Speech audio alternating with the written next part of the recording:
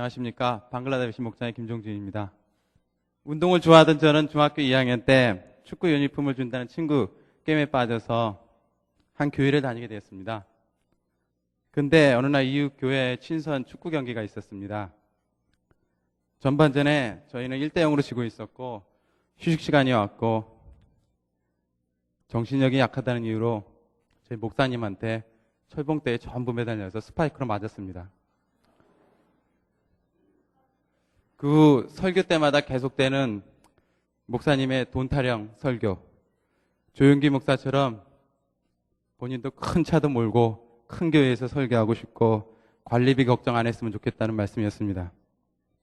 커가면서 이와 같은 저의 개인적인 경험이 크리스찬은 모두 위선자가 아닌가. 그냥 주말에 가서 나쁜 짓 회개하고 또 새로운 주 또 나쁜 짓 하고 또 하는 그런 한심한 사람들로만 느껴졌습니다. 처음 목장이라는 얘기를 들었을 때 외딴 곳에서 혹시 뭐 소를 키우고 말을 키우고 뭐 농사와 같은 강요된 노동을 하면서 서로 예배를 드리는 혹시 추정 60분이나 나올 만한 그런 광신도 모임이 아닌가 주저했었습니다. 하지만 지금 저는 생명의 산 과정, 목장, 주일 예배, 저희 목원들과의 테니스 모임에서 일주일에 무려 네 번을 저희 목원들과 함께 보내고 있습니다. 제가 킹우드에 살다 보니까 목원들 집과 또 저희 교회와 거리가 보통 1시간 거리기 때문에 지금 새 차가 나온 지 3개월 만에 10,000마일이 넘었습니다. 이제 하지만 기름값이 아깝거나 피곤하진 않습니다. 그냥 기쁨과 기대로 향하는 저의 발걸음을 발견하게 돼서 너무 행복합니다. 주님을 영접하고 생명의 삶을 수강하면서 저희 가정에 많은 긍정적인 변화와 하나님의 은혜를 체험하게 되었습니다. 저희 둘째 낳을 때는 정말 저희 와이프가 전혀 산통이 없었습니다.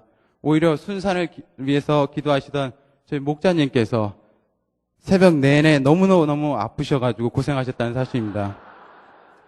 직장을 사역의 도구로 생각하라는 말씀을 배우면서 저는 한국 보수와의 갈등이나 마찰을 예전에는 꺾어서 이기려고 했었는데 이제는 이해하는 마음으로, 좋은 마음으로, 도와주는 마음으로 노력하다 보니 지금은 더 이상 갈등은 없습니다. 수채 하나님께서는 그 사람을 너무너무 바쁘게 만드셔서 저를 괴롭힐 시간도 없게 만들어주셨습니다. 작년 1년의 성과도 너무 엑셀런트 했다는 평가도 받았고 월급도 조금 오르고 회사 내 위치도 직원들과의 관계도 너무 좋아졌습니다. 저는 최근에 하나님이 하시는 일은 저희들이 판단하거나 예상할 수 없음을 저희 장모님을 통해서 경험하게 되었습니다.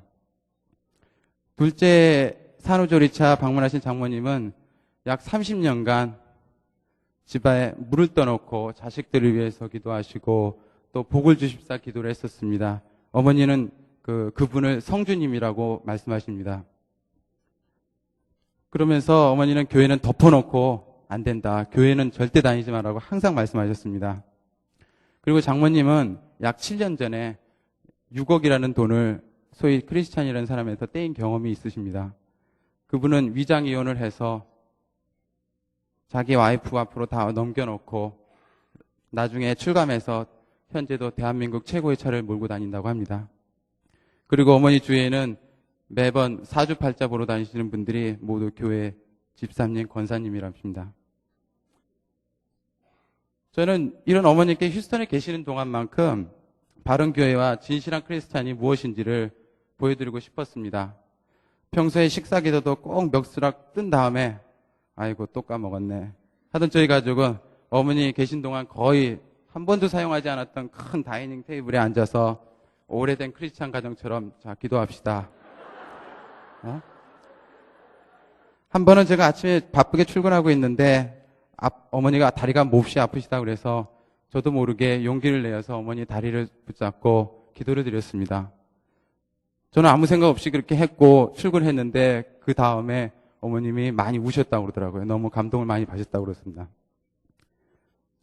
가족보다 더 서로를 위해 기도하고 선한 모습으로 솔선수범하는 저희 목장 식구들과 행복해 보이는 성도님들, 꼭 45일 있으면 갈 사람인데 끊임없는 사랑과 관심으로 일일이 편지를 써주시고 또 직접 전화까지 해주시는 목사님을 보면서 어머님은 이게 정말 진정한 크리스찬이 아닌가 느끼기 시작하셨습니다.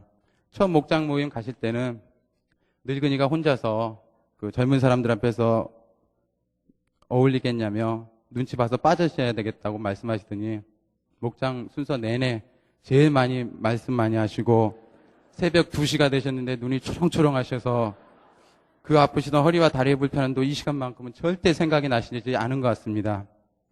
제가 어머니 재밌으셨어요? 하시면 쑥스러우셔서 아이고 시차 때문에 잠이 잘 안 와서 저희는 알죠. 한 달 내내 시차는 없습니다. 네? 놀랍게도 어머니는 한국으로 돌아가시기 전 마지막 예배 시에 예수 영접을 결정하셨습니다.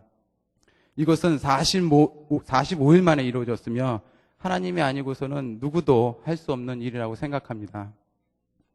저희가 느끼지도 못한 사이 저희 가족은 평생 처음으로 불신자를 전도하는 데 앞장서고 있었고 한국의 가족은 어머니가 영접했다는 사실에 귀를 의심하면서 때로는 내심 기대를 가지고 있기도 합니다. 저희 장모님이 이젠 더 이상 30년간 떠났던 물을 다 치우시고 불상이 있었던 자리도 치우시고 이젠 십자가를 갖다 놓았습니다. 지난주에는 시아버님 제사에서도 절도 안 하셨다고 합니다. 정말 해병을 뛰어넘어서 한번 서울 침례교회는 영원한 침례교인이고 국경이 없는 것 같습니다.